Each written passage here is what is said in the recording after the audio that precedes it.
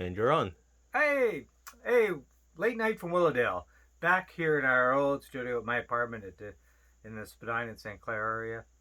Uh, so, Colleen and I just watched the Trump Biden debate, the last one.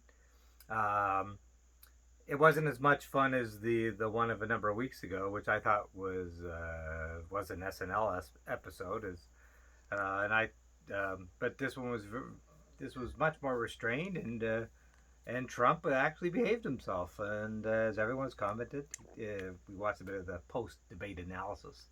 Trump actually behaved himself, and he actually, I thought, did a didn't do a bad job. Of course, he lied and dissembled and all of that. Well, of course, we expect that of him. But he actually was relatively restrained, and I thought he scored some good points. Biden did well. He held his own, as he did in the last debate. But Biden stumbled as well, and I'm not going to get into all that. Everyone watches the analysis of the debate, so I'm not going to get into all that.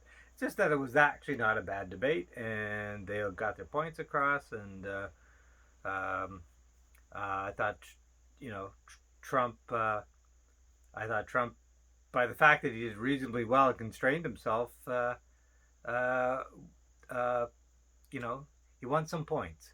Biden obviously he held his own and he won some points there as well. And even though Biden is leading in the polls, uh, it's still going to be a close election. All right, I think so. Don't get it wrong. You know, November 3rd could be a blowout for Biden, but I don't think so. And um, Trump definitely, I think, tonight did himself some favors for sort of some wavering Republicans. He came across he came across as actually quite normal. I know. We think we live in such abnormal times with this presidency. If he comes across as normal, it's a news item, right? Trump came across as normal, and that's a news item. Um, let's forget about Biden for a while. He held his own. He stumbled a bit, and he always gets his facts wrong here and there, and stuff. But Biden held his own, and he's leading in the polls, and you know everyone expects him to win on November 3rd, and all the editorial boards are going. Most of them are going for him. I mean, the New York Times has become a Biden communications vehicle, as is CNN, the BNN, right? BNN, the Biden News Network. CNN is so disgraceful in so many different ways. Um, uh, but it's going to be a close election. That's what I guess I'm trying to say in this rambling, but that's hopefully short video. Um, the last video we did, the last debate, I thought Trump won. Everyone said no, Trump destroyed himself. He was a jerk and an ass and all that. Yes, he was all of that. He was a jerk and an ass, and he was over the top, and he interrupted, um, but I thought he played to his base, and his base didn't care. He has a solid base, and they are fanatical, and they are kind of nutty, and they will vote for him no matter what. So Trump had a bad performance tonight and went off the rails as he did a number of weeks ago. It wouldn't have mattered. His base will always support him. Tonight he secured, I think, some Republicans who were thinking of maybe not voting or voting for Biden. I think he secured their support because he came across as relatively normal. But it doesn't matter.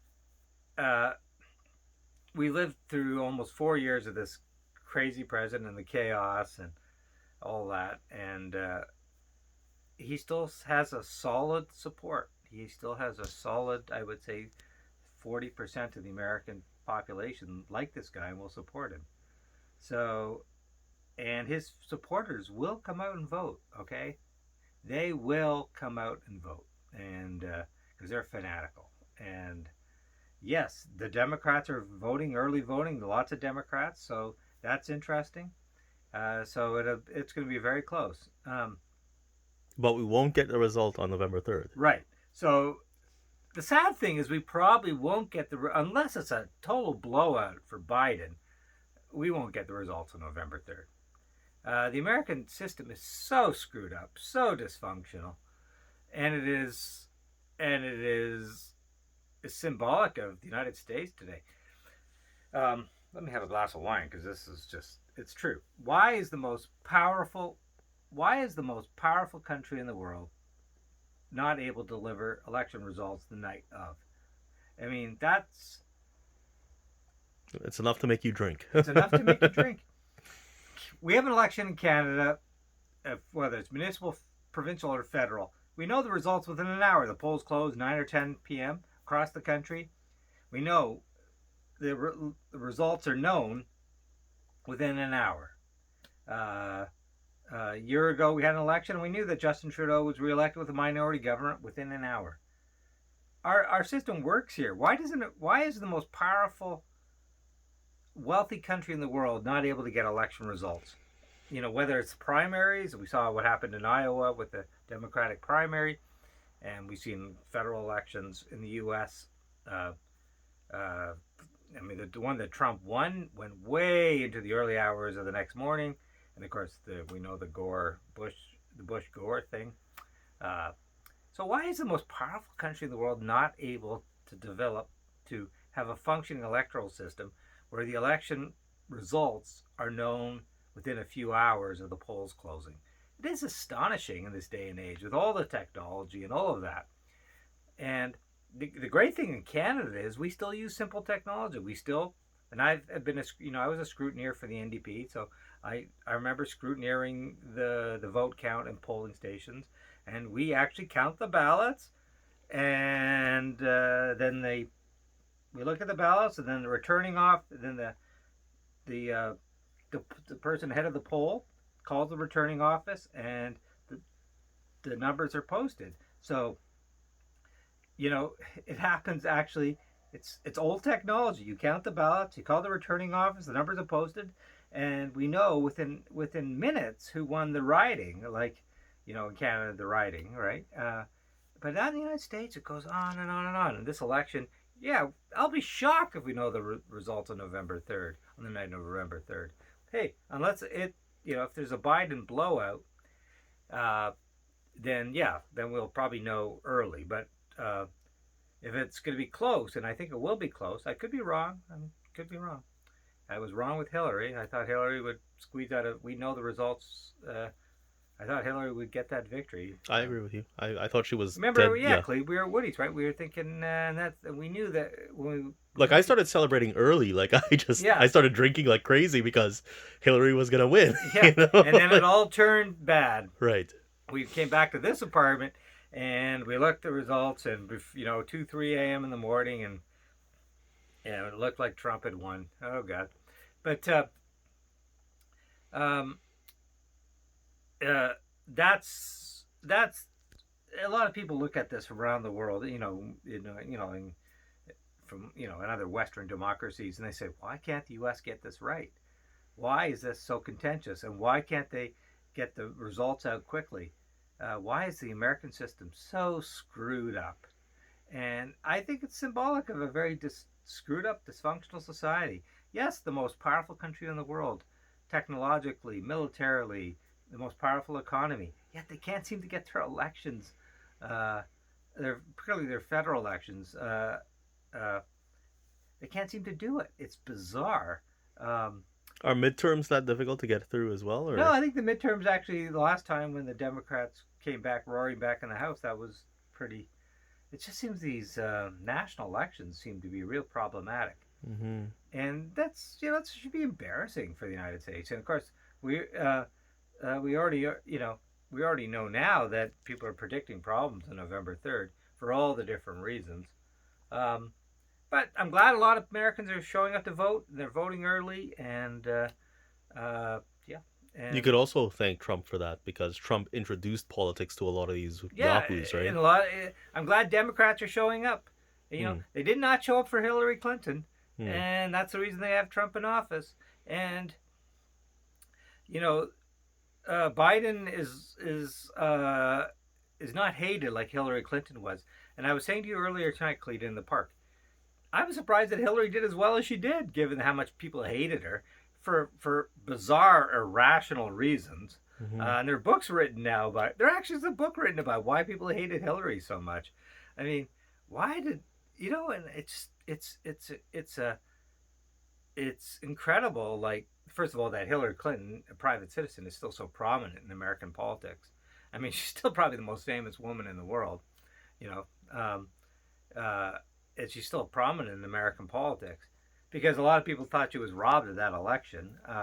She won the popular vote. In many ways, I'm surprised she came as close as she did. She won the popular vote. She came within 77,000 votes of the Electoral College over the 4 states that she lost.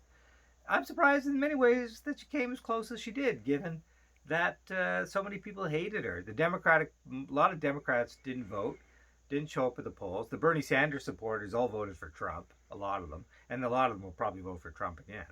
Um, and just this, we've talked about this, and lots have been written about this. This irrational hatred of Hillary Clinton. It's just totally irrational. Of course, it's you know a lot of misogyny, a lot of an intelligent woman. A lot of white American men did not want an intelligent woman in the presidency, and there's lots of reasons. And she didn't run a good campaign, but yeah, The basket of deplorables, right? yeah, and she called it out, right? She called out to a lot of these Trump supporters. They were the basket of deplorables.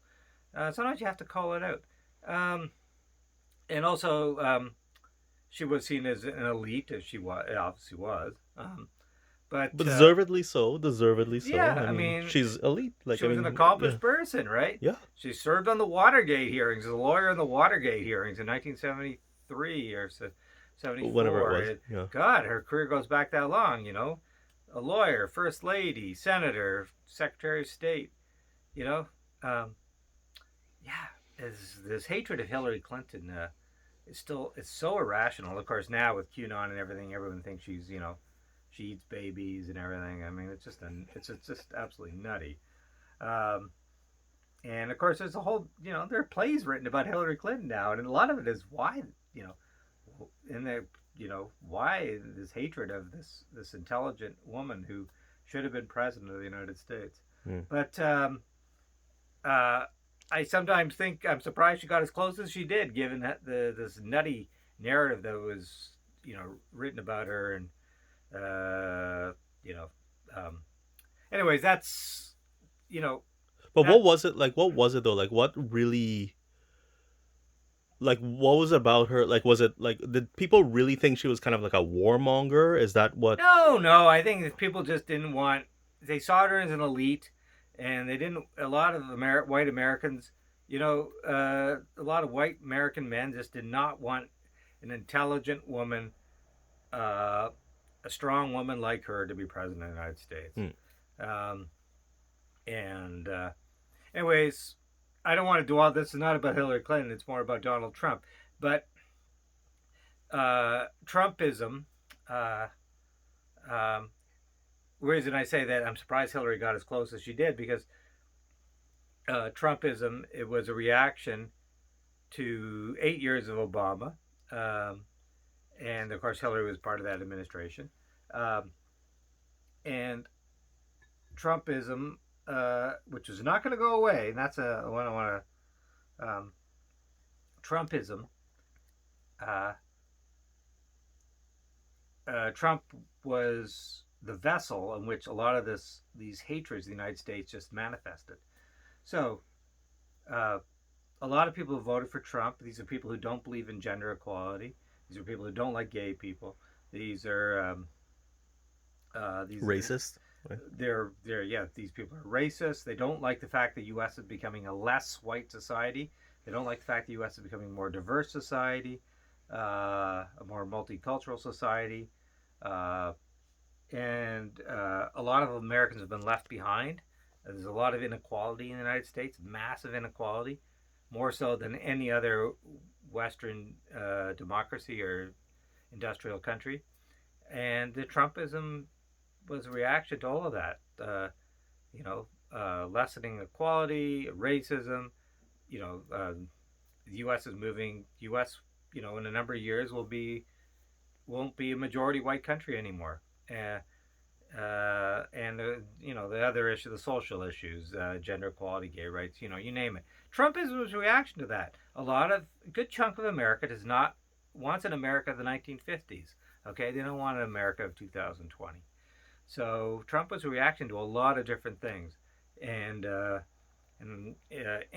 income inequality, absolutely. And even though Trump is the biggest crook and a grifter, who would ever know, a lot of people sort of believed in him. They thought, but he spoke to them, right? So, anyways, and that's why you have the whole QAnon thing now. A lot of Americans love QAnon, and they think Trump is a messiah, and the whole thing is nutty. And this goes to this weirdness in American society, and I think it has to do with the fact that a lot of them, the American dream is a myth.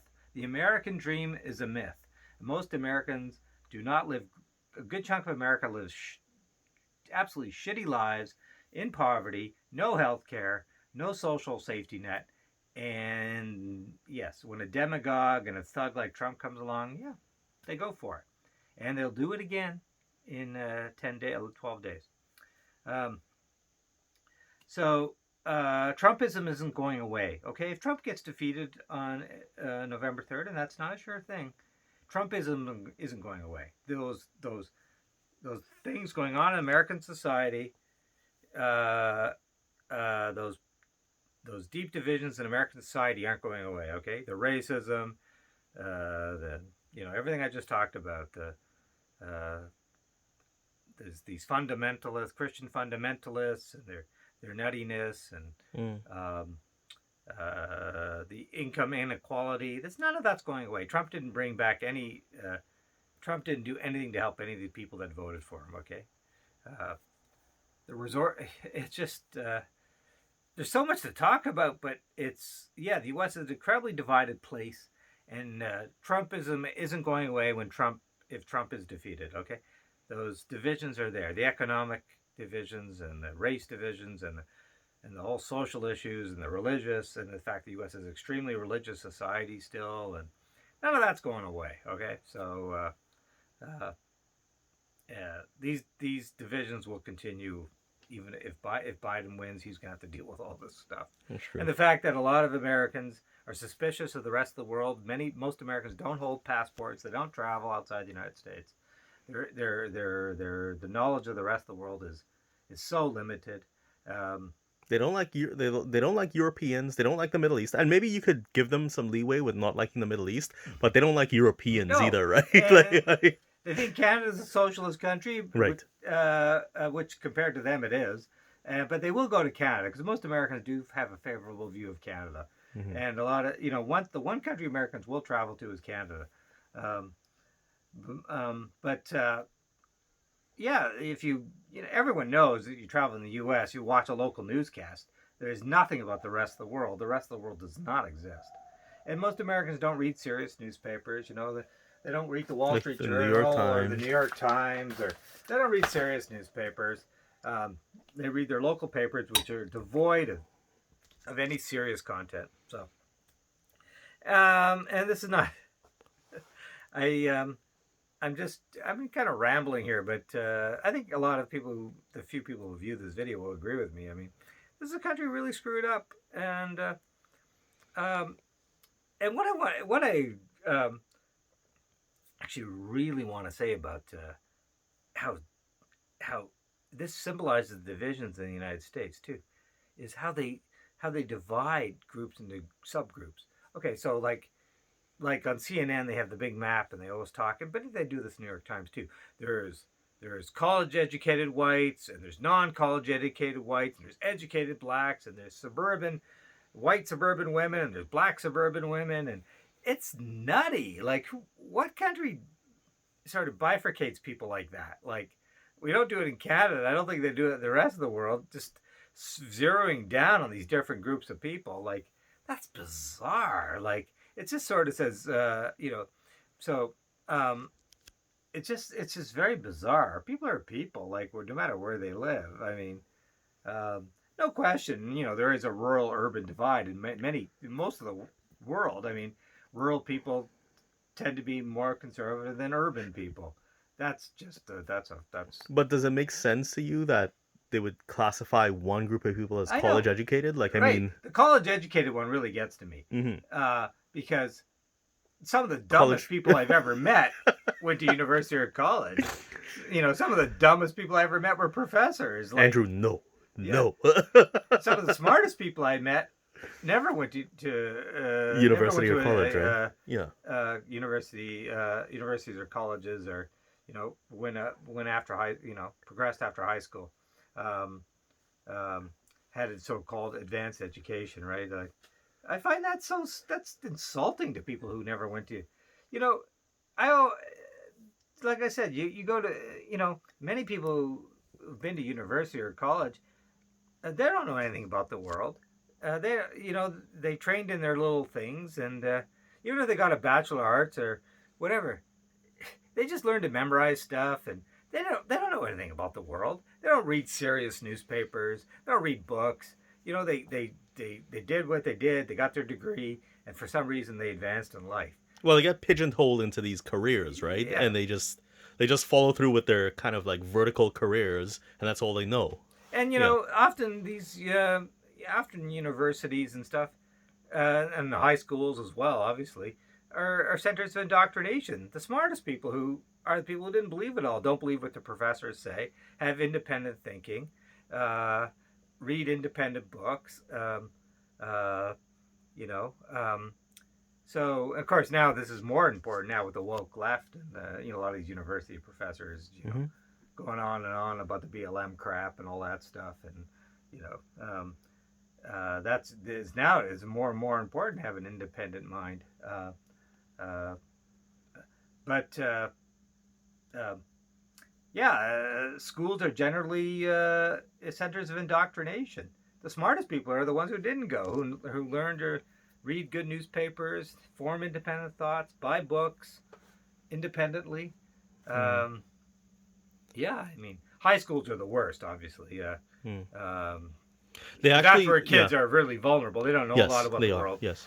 and I've seen that personally in my own experience. Hmm. But universities can be pretty bad too. And I had a journalism professor at Ryerson, where I went to school briefly, because who told me the journalism, the paper of record at Ryerson for the journalism school was the Toronto Sun, and he criticized me for reading the New York Times. Says you shouldn't be reading the New York Times.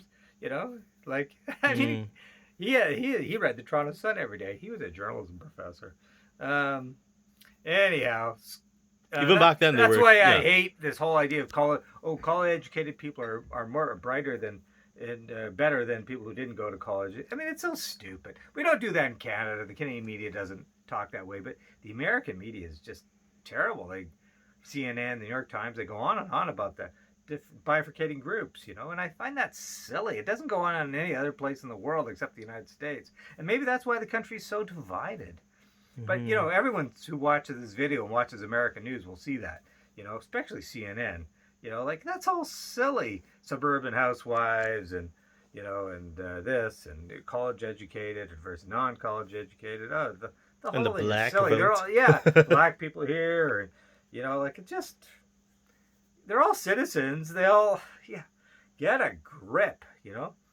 Um, Anyways, I'm kind of rambling, but yeah, I find that that's, to me, is symbolic of the United States, how they how they put people in groups and segregate people, and Well, it happens in Canada as well. I remember Bill C-16 and Lindsay Shepherd and Jordan Peterson and all the, like, we do it in Canada too. Like, we do it to a certain extent. But I mean, even the Justin Trudeau Liberals, they've introduced legislation that look at universities and what you can and can't say, like, when it comes to transsexuality and oh you no, name I it, know, right? I Like, I know, mean, yeah. the political correctness stuff has gone way off the top. Hmm. Uh, uh, and lots have been written. We've done videos on this, so there's no point. But yeah, you're allowed to have some freedom of expression, and not be censored for all of a sudden offending one group or offending this group. It's kind of crazy. Kind of hope that this whole wave that happened over the summer starts to recede a bit. Hmm. So this video is now rambled on, but you got my point of view. The U.S. is a very screwed up, dysfunctional society. It's still the most powerful country in the world, and it'll remain so for many, many, many years. Um, but yeah, uh, the fact that we probably won't get election results on the night of November 3rd, and we've seen that in previous elections, is pretty pathetic. And Trumpism isn't going anywhere. The people who supported Trump, the 40% of the American population that really like him, if he's gone, those things that brought him to those issues that brought him to power will still be there. Okay, the divisions, economic divisions, race divisions, religious divisions, all that stuff will still be there. Um, and we'll see what happens to the Republican Party. I see. If Trump loses, I can see the Republican Party just imploding. Basically, there'll be the people that stood by Trump for 4 years, the Lindsey Grahams, the sleazy, dirty like Lindsey Grahams of the world, and but there'll be a lot of the anti-Trumpers. We already know who they are. So I can see the Republican Party just imploding. Do you think the Democratic Party has imploded and Joe Biden is basically a front for a failed party? I don't know where the Democratic Party is. It's a divided party as well. Um, you because it tries to be all things to all people. So uh, it's the big tent party, right? It's sort of like the Liberals in Canada, but um, within the Democratic Party now, there's sort of like the NDP wing, the Green wing. Mm-hmm. Whereas in Canada, you have a Green Party and NDP. Sort of have a modestly left-wing party in the NDP, and you have the Green Party, and then you have the Liberal Party, which is a corporate party, really is a corporate party, but the governing party, but it also has is sort of center, it's center left, right? In the U.S., the Democratic Party is trying to be all things, right? Mm-hmm. Sort of a left-wing party, but a center party. It's a mech. I think the overwhelming theme here is just to get rid of Trump. So I see a lot of these Democrats, a lot of these left-wing Democrats who hated Hillary will probably show up and vote for Biden, even though they don't want to. And yeah, I think this whole AOC and the Squad, yeah, they're all frauds basically. I just have no time for that. And of course, Sanders is a clown. He never. I mean, I don't know why he has all this credibility. He never wanted to be a Democrat. He always runs as an independent. And I always thought, I agree with Brian Mulroney. You dance with the people who brung you. You're either a Democrat or you're not a Democrat. And how dare you run for the presidential nomination twice and not being a Democrat? Like, I don't understand why he has all this huge credibility. Sanders, he's a clown. He's a fraud. Total Learjet liberal, right? Loves his money, loves his big houses. Oh, don't even go there about Bernie Sanders. But he's not that rich, though. He's very well. He owns a couple of big homes in Lake Champlain. The Champlain Socialist, we call him, right? Oh, God. Yeah, Bernie. Yeah, weekend at Bernie's, right? Mm-hmm. Yeah. So, anyways, Canadian, the virus, we can talk about Canadian politics, but I've rambled on, and we'll talk about Canadian politics. I'm glad I gotta tell you about this.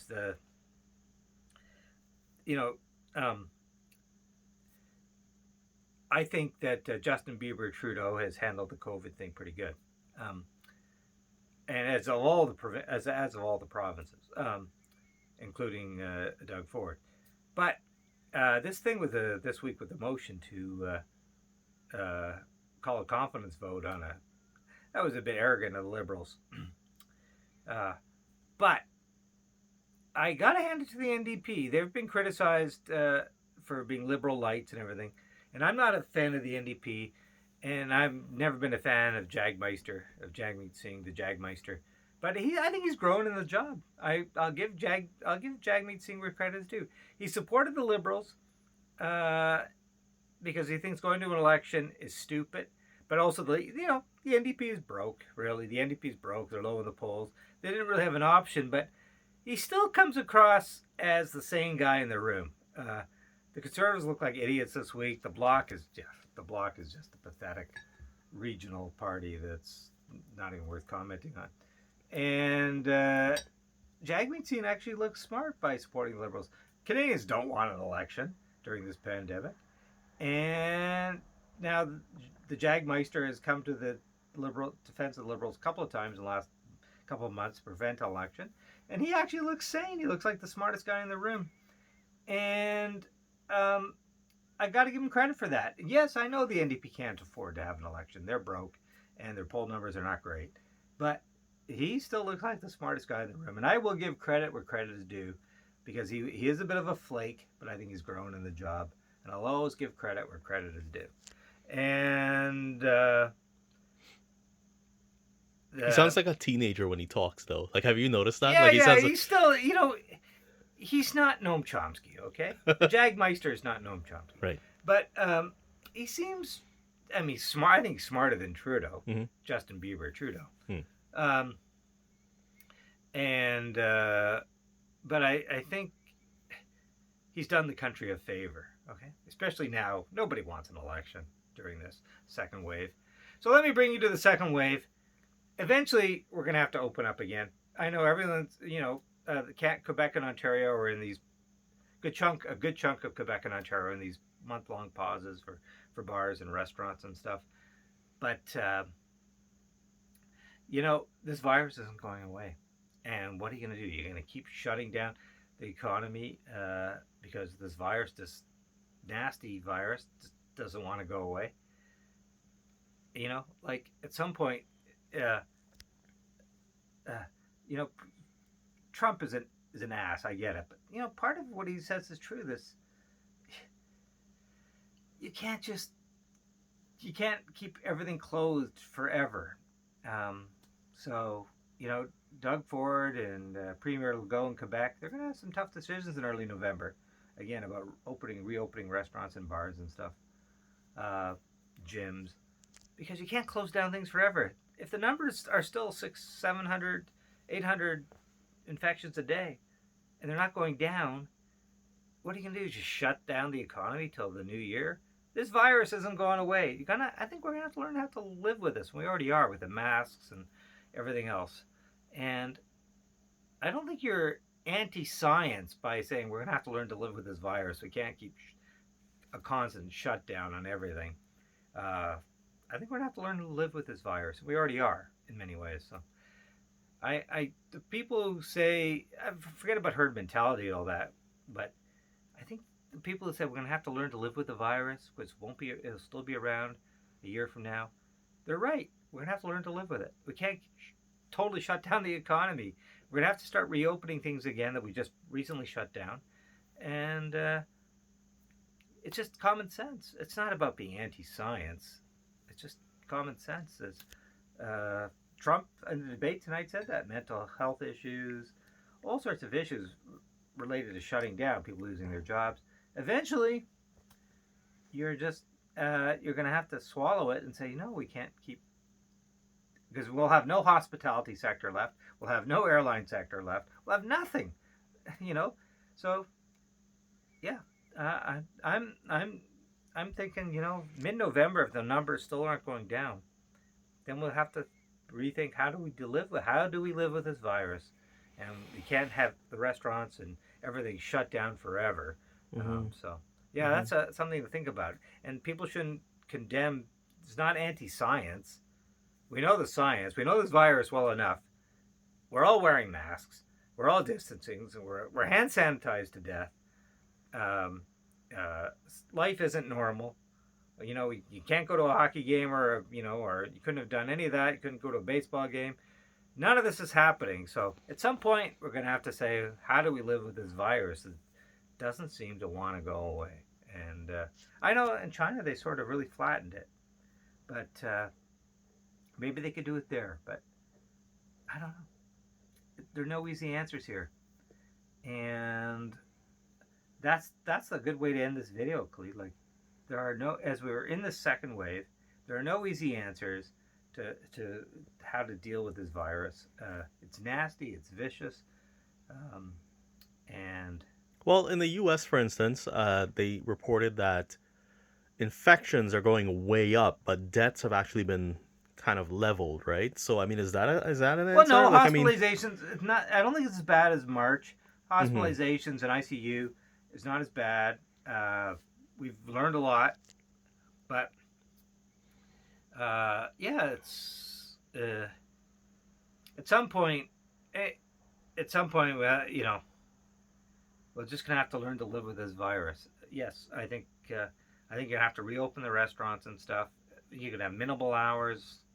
You can do, but yeah, I don't think these shutdowns can go on forever.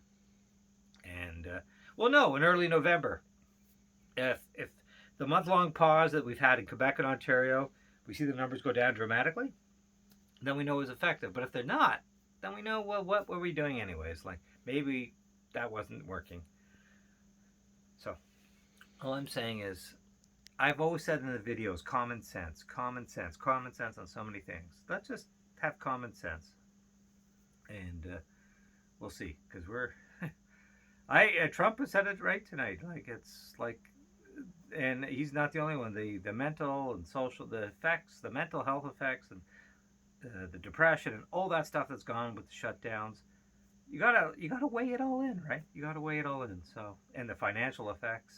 So hmm yeah. So well, financial effects. I mean, those bitches on Wall Street. Like, I mean, they're doing great, right? no, Like, I mean, Wall Street's doing great, right? No question. right.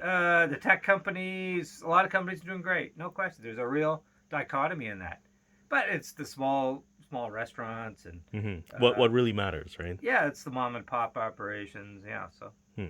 yeah, and it's just canceling Halloween. I think is silly, frankly. I'm the infectious disease specialist. Say that's all kind of silly. Kids aren't really the issue here. They're all masked up and costumed up. It's not really an issue. hmm Yeah, we're going a bit over the top here. So, and I've rambled on in this video, and that's okay because you're not gonna. Most people don't even watch the whole thing anyways. They watch 2 minutes and turn it off. Yeah, yeah. So, but I put this out in the clean our last Facebook posting. Um, this is a good book. Jimmy Carter. A few biographies written on him. Still alive, 95, 96. I think one of America's great presidents. He's not seen that way. He's seen as a failed president. Great biography, his very best, Jimmy Carter Life by Jonathan Alter. Jimmy Carter, and lots, lots of books written on like, oh God, think of all the books written on JFK and Reagan and Clinton and Obama, you name it, but very few books written on Jimmy Carter. So this is a good biography. Jimmy Carter was a great American president and lots of accomplishments, including the Camp David Accords that gave Israel its first peace agreement with Egypt, reestablishing relations with China. Nixon started it, Carter completed it, giving the Panama Canal back to Panama.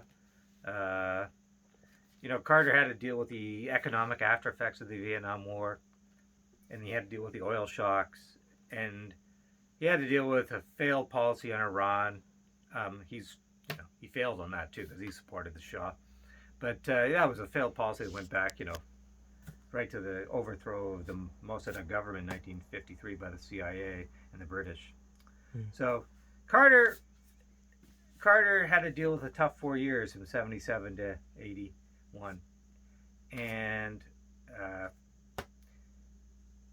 I think he was a great one-term president, and he doesn't get credit for it, and he's still alive, and he's still a very bright guy. What was the last hostage thing that he did? He went to like.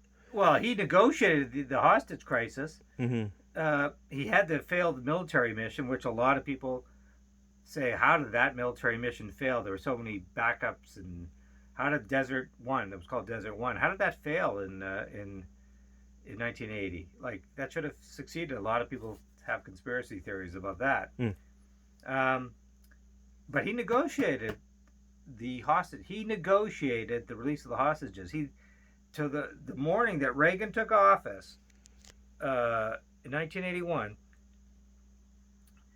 Carter was at the Oval Office the morning of his last few hours as president, and he finally sealed the deal on the hostages. I remember, and sure enough, the Iranians didn't release the hostages until Reagan was officially inaugurated because they hated Oh, Carter so right, much. right. Yes. They hated Carter so much.